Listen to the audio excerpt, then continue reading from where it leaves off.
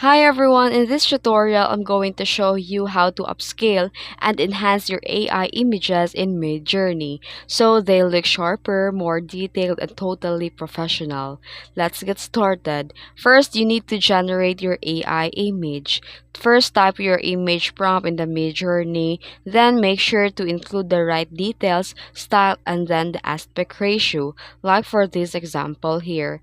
And then also you can upscale your favorite image. Now it's time to upscale. This means you're boosting the size and detail of your favorite version. And then the MidJourney will process your selection to deliver a higher resolution version with enhanced clarity.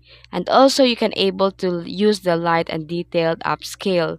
Then, if it's optional, and once you're happy with the result, you can open it with full resolution and then click and save the or download your masterpiece. And when generating your image, you can improve it by giving initial detail by adding parameters like this example here.